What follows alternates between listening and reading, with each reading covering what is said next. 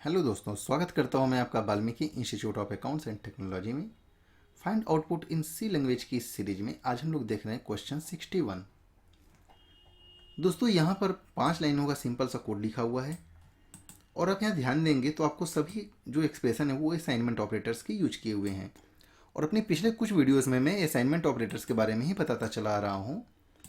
चूँकि दोस्तों अभी हम लोग की ये जो टॉपिक्स कवर कर रहे हैं ये हमारी ऑपरेटर से रिलेटेड है। और जनरली कुछ और क्वेश्चंस के बाद हम लोग if else, for loop, while loop, do while loop, उसके बाद functions, recursions, pointers, array, string, structures, इन सभी टॉपिक्स को भी कवर करेंगे। लेकिन दोस्तों मैं चाहता हूँ कि आप सी लैंग्वेज में स्पेशली आपके कमांड्स बहुत अच्छी हो, क्योंकि ये एक बिगनर लेवल लैंग्वेज है और बहुत ही हाई लेवल लैंग्वेज है। इसकी डिमांड्स आज भी बहुत हैं। तो चलिए, जैसा कि अगर आप हमारे इस प्लेलिस्ट के साथ बने हुए हैं, आप हमारी इस प्लेलिस्ट को देख रहे हैं, फॉलो कर रहे हैं, तो आपको पता ही होगा कि आपको क्या करना है। दोस्तों, आपको इसका आउटपुट गेस करना है और ए बी सी डी की वैल्यू फाइंड आउट करनी है कि ए की वैल्यू क्या है, बी की वैल्यू क्या है, सी की वैल्यू क्या है और डी की वैल्यू क्या है। तो इसके लिए दोस्तों आप थोड़ी देर के लिए स्क्रीन को पॉज करिए और इसका आप आउटपुट सोचिए। जब आप इसका आउटपुट सोच लें तभी आप उसके बाद हमारा एक्सप्लेनेशन सुनिए। तो उम्मीद करता हूं दोस्तों कि अब तक आपने हमारा आउटपुट इस क्वेश्चन का गेस कर लिया होगा और जो भी आउटपुट आपका होगा आप उसे कहीं राइट डाउन कर लीजिए, क्योंकि या तो आपको उसे मेमोराइज करना होगा, क्योंकि यहाँ पर 4 वैल्यू पता करनी है आपको। तो चलिए अब मैं आपको इसे लाइन बाय लाइन एक्सप्लेन करता हूँ।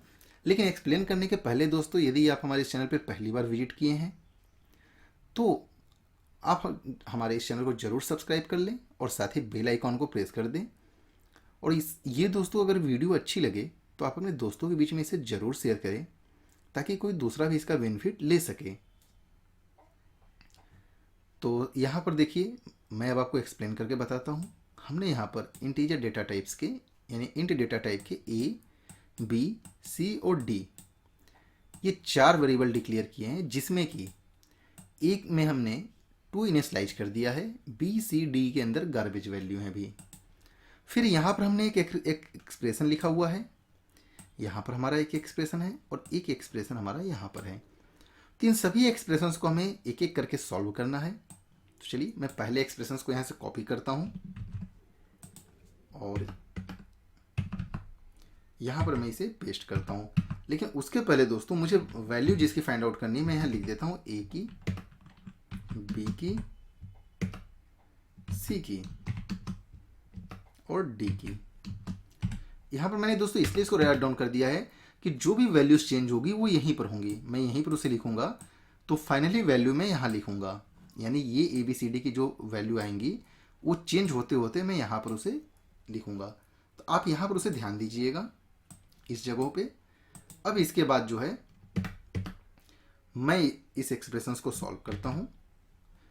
तो देखिए क्या है, ए प्लस असाइन बी, असाइन सी, असाइन डी, असाइन 5। तो जो हमारा असाइनमेंट ऑपरेटर होता है, ये हमारा असाइनमेंट है, ये भी असाइनमेंट ऑपरेटर है, ये भी असाइनमेंट ऑपरेटर है और ये भी है। तो असाइनमेंट ऑपरेटर यहाँ पर इस पूरे एक्सप्रेशन में असाइनमेंट ऑपरेटर लगे हैं, तो इनकी प्रायोरिटी तो सेम होगी। लेकिन दोस्तों जब भी प्रायोरिटी सेम होती है और ऑपरेटर्स वो एक से अधिक बार यूज हुए होते हैं किसी एक्सप्रेशन में, तो हम उनकी एसोसिएटिविटी के आधार पर तय करते हैं कि पहले कौन सा ऑपरेटर चलेगा। तो असाइनमेंट ऑपरेटर जो है वो राइट टू लेफ्ट सॉल्व होता है, यानी सबसे पहले ये वाला ऑपरेटर सॉल्व होगा, फिर ये सॉल्व होगा, फिर ये होगा और लास्ट में ये प्लस असाइन होगा।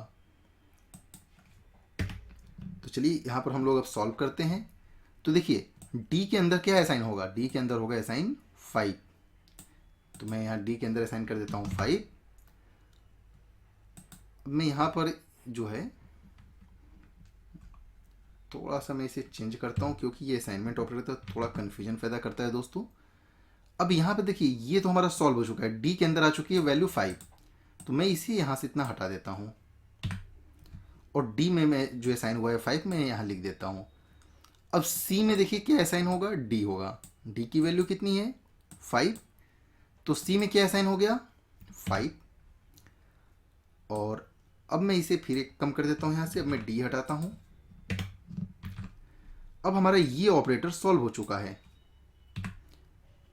अब देखिए बी में असाइन होगा सी, यानी बी के अंदर सी की वैल्यू असाइन होगी।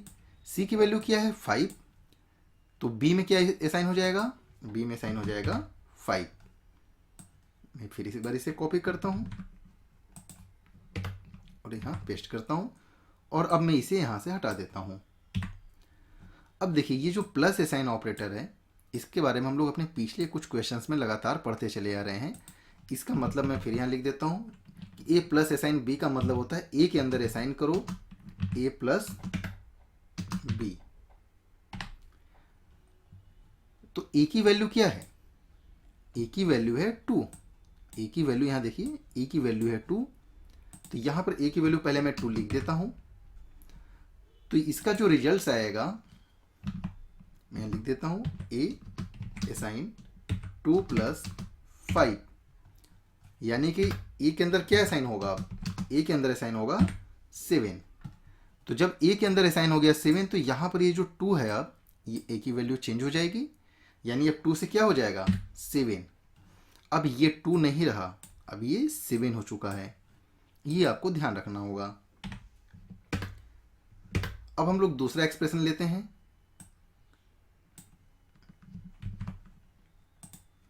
और इसे यहाँ पेस्ट करते हैं।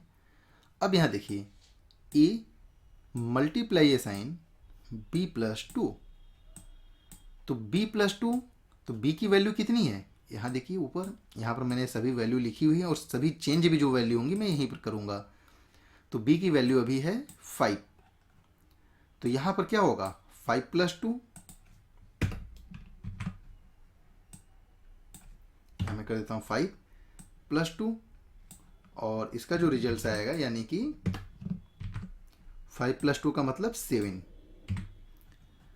अब देखिए ए मल्टीप्लाई असाइन 7 का मतलब क्या होता है, ए के अंदर असाइन करो ए मल्टीप्लाई बाई 7, यानी कि ए की वैल्यू कितनी है, ए की वैल्यू है ऊपर यहाँ देखिए ए की वैल्यू है 7। तो यहाँ पर क्या असाइन होगा, ए के अंदर 7 इंटू 7, यानी ए के अंदर असाइन अब होगा ए असाइन होगा 49। तो अब ए की वैल्यू कितनी हो गई 49। पहले देखिए क्या थी 2 थी, जब ये एक्सप्रेशन सॉल्व हुआ तो ए की वैल्यू हो गई 7 और जब ये एक्सप्रेशन सॉल्व हुआ तो ए की वैल्यू हो गई 49। तो यहाँ पर हम कर देते हैं ए की वैल्यू 49। अब इस एक्सप्रेशन को हम लोग सॉल्व करते हैं। अब देखिए यहाँ पर क्या है C plus assign D multiply assign 4। तो सबसे पहले अब देखिए यहाँ पर ये ऑपरेटर और ये ऑपरेटर दोनों ही कंपाउंड असाइनमेंट ऑपरेटर हैं और दोनों की प्रायोरिटी सेम है। तो एसोसिएटिव के आधार पर यह तय होता है कि कौन सा पहले सॉल्व होगा। और असाइनमेंट ऑपरेटर की एसोसिएटिविटी होती है राइट टू लेफ्ट, यानी पहले ये राइट वाला सॉल्व होगा फिर लेफ्ट वाला होगा। तो राइट वाला है डी मल्टीप्लाई असाइन 4। इसका मतलब आपको पता ही है कि डी के अंदर असाइन करो डी इंटू 4। तो जब डी के अंदर असाइन होगा डी इंटू 4 तो डी की वैल्यू कितनी है, ऊपर हम लोग आते हैं देखते हैं डी की वैल्यू है 5, यानी कि डी के अंदर असाइन होगा 5 इंटू 4, यानी कि ये होगा सी प्लस असाइन 20।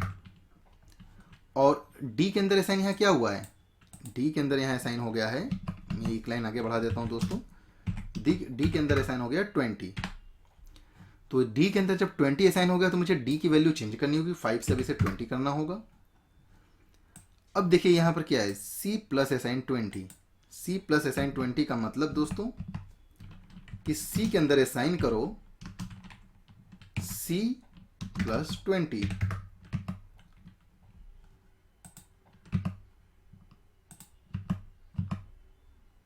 यानी कि सी के अंदर सी प्लस 20। तो सी और सी की वैल्यू कितनी है दोस्तों, आप यहाँ देखिए अभी सी की वैल्यू है 5, यानी कि 5 प्लस 20। तो दोस्तों सी के अंदर क्या असाइन हो जाएगा?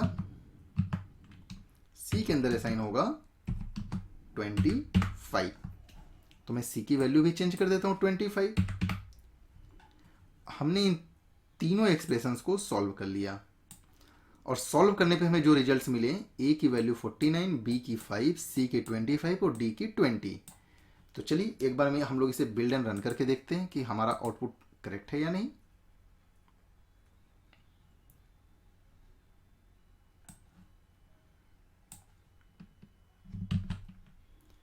जी हाँ दोस्तों, देखिए ए की वैल्यू 49, बी की वैल्यू 5, सी की 25 और डी की 20, यानी हमारा आउटपुट एकदम करेक्ट है। तो दोस्तों कभी भी आप ध्यान दीजिए कि जब इस तरह से कभी ऑपरेटर्स आएँ तो आपको घबराने की कोई ज़रूरत नहीं है। आप उसे इस तरीके से स्टेप बाय स्टेप सॉल्व करते जाइए। और साथ ही साथ दोस्तों, यदि आपको ये सभी ऑपरेटर्स को समझने में कोई प्रॉब्लम्स आ रही हैं तो आप हमारे सी लैंग्वेज बिगनर लेवल के कोर्स को जरूर परचेज करें दोस्तों। इस कोर्स को परचेज करने के लिए आप हमारी वेबसाइट www.valmiki.it.com पर विजिट करें या हमारे कांटेक्ट नंबर पर भी आप दोस्तों संपर्क कर सकते हैं। और दोस्तों ये पूरा कोर्स हमारा हिंदी में है। इसमें बहुत सारे आपको एग्जाम्पल्स मिलते हैं और बहुत ही कम प्राइस में ये कोर्स अवेलेबल है दोस्तों। जी हाँ दोस्तों, ये बहुत ही कम प्राइस में है और मैं आपको इस चीज़ की गारंटी देता हूँ कि इस तरह का कोर्स आपको पूरे यूट्यूब चैनल पे या गूगल पे आप सर्च करेंगे तो आपको नहीं अवेलेबल है। यानी कि इस कोर्स को मैंने बहुत ही डेप्थ में कवर किया हुआ है और साथ ही साथ दोस्तों इसमें मैंने C99 के सभी वर्जन्स को इंक्लूड किया है, C99 के वर्जन्स को इंक्लूड किया हुआ है। यानी कि आंसी सी से आगे का जो स्टैंडर्डाइजेशन है वो इस कोर्स में इंक्लूड है। तो आप इस कोर्स को एक बार ज़रूर परचेज करें दोस्तों। और यदि ये वीडियो अच्छी लगी हो तो आप इसे अपने दोस्तों के बीच में शेयर करें